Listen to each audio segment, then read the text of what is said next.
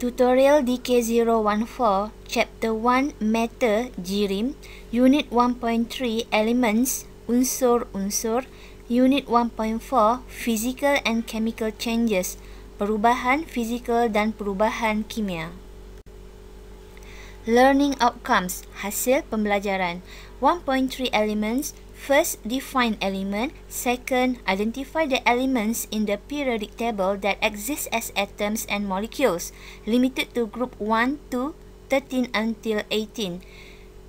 1.4 Physical and Chemical Changes. First, describe the physical and chemical changes of matter. Unit 1.3 Unsur-unsur.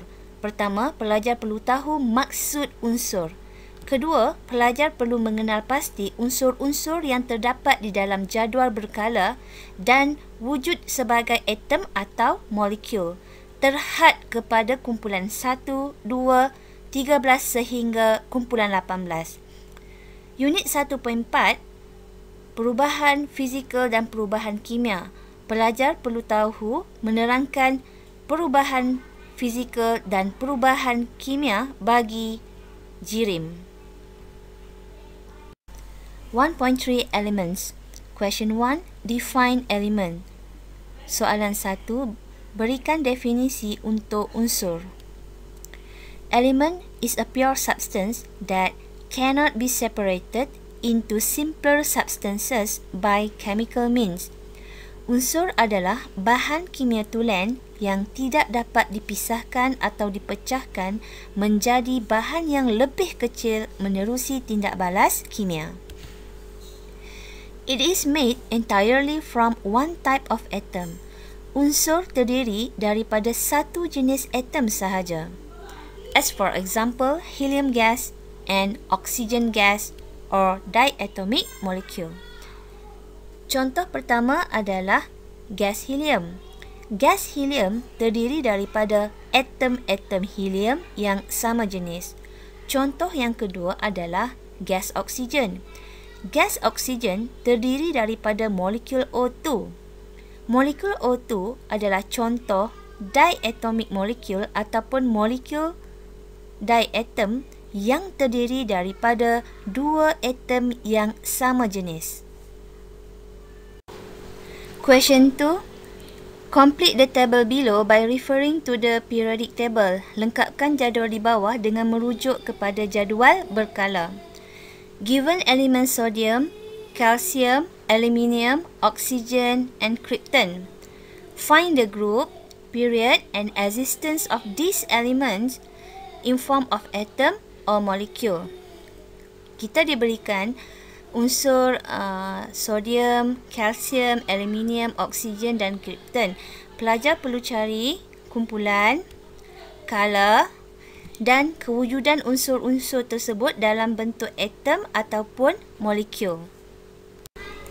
Periodic Table of Elements, jadual berkala bagi unsur-unsur kimia. Jadual berkala terdiri daripada grup dan period. Grup atau kumpulan bermula daripada kumpulan 1 sehinggalah kumpulan 18. Manakala period atau kala bermula daripada kala 1 sehingga kala 7. Silibus pelajar terhad kepada kumpulan 1, 2, 13 sehinggalah kumpulan 18 sahaja. Seterusnya, kita kenal pasti kedudukan unsur-unsur yang diberikan dalam soalan. Bermula dengan sodium. Sodium, group 1, period 3.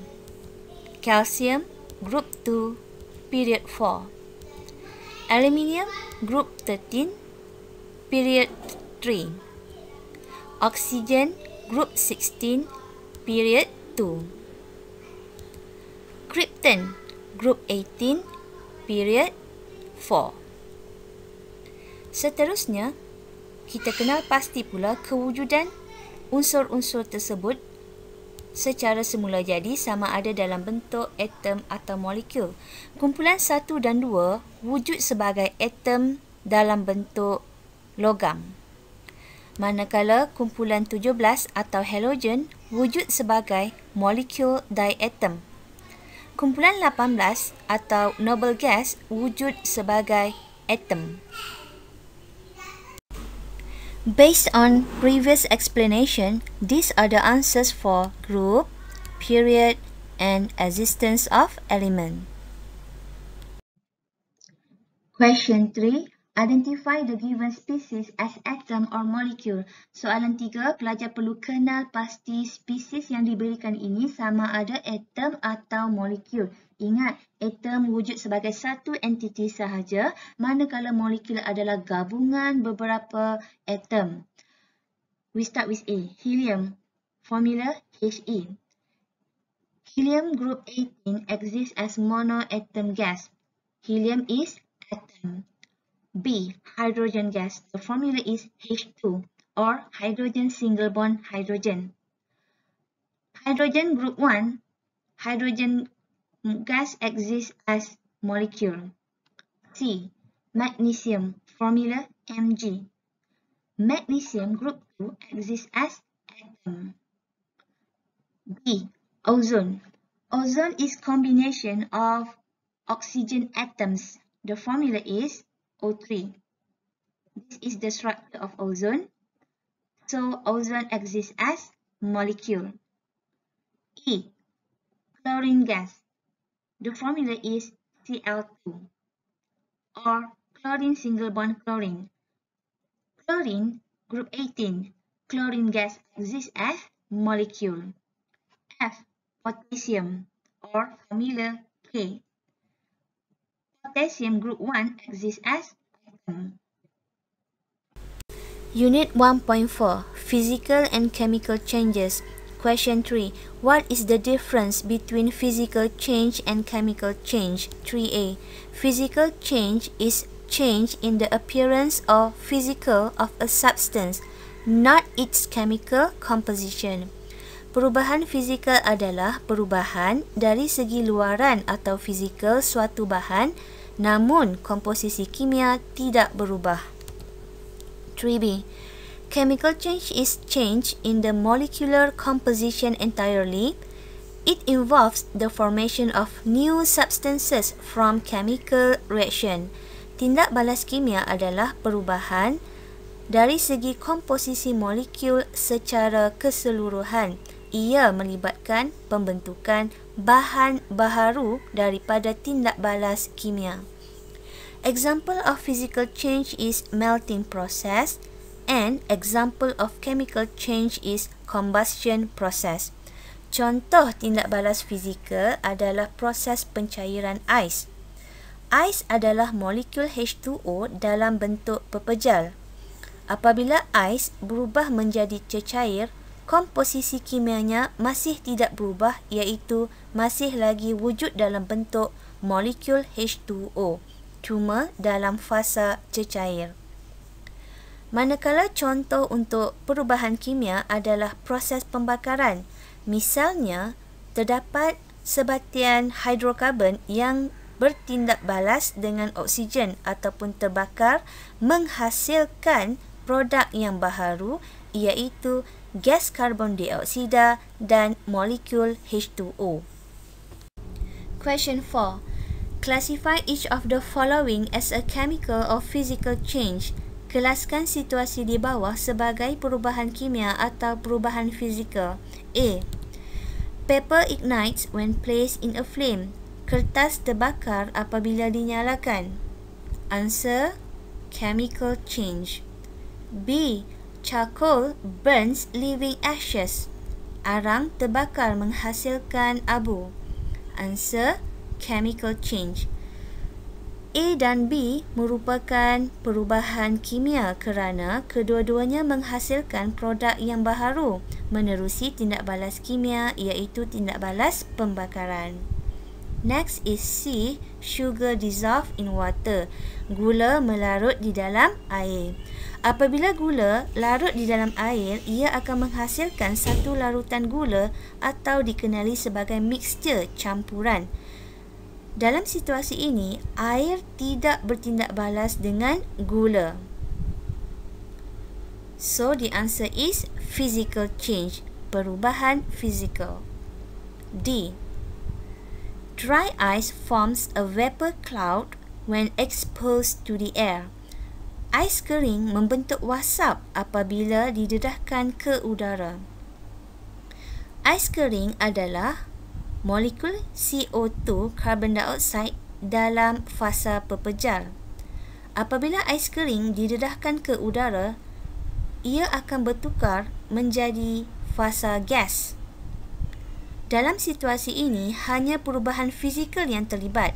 Daripada pepejal bertukar menjadi gas. Komposisi kimia iaitu molekul CO2 tidak berubah. So, the answer is physical change, perubahan fizikal. E. Formation of an ice cube from liquid water, pembentukan cube ais daripada air. Pada suhu yang rendah, air akan membeku menjadi ais. Walau bagaimanapun, komposisi kimia iaitu molekul H2O sebelum dan selepas tidak berubah. So, the answer is physical change. F.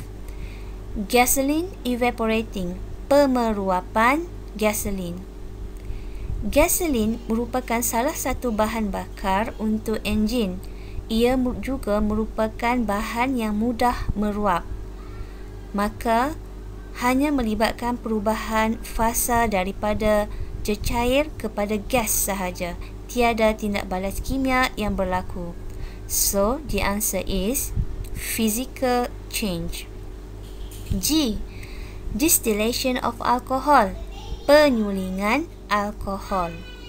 Dalam proses ini, alkohol dikumpulkan kerana mempunyai takat didih yang lebih rendah berbanding air.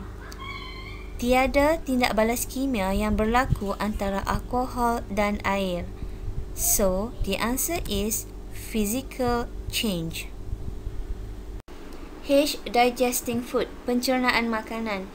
Dalam proses pencernaan, makanan akan dipecahkan kepada komponen-komponen kecil secara kimia. So, the answer is chemical change. I. Heating a metal until it is red hot, memanaskan logam sehingga ia panas membara. Apabila dipanaskan, logam akan menyerap haba. Jika suhu melebihi takat lebur, logam akan bertukar menjadi cecair, namun masih mengekalkan komposisi kimia. So, the answer is physical change. J. Drying clothes, mengeringkan pakaian.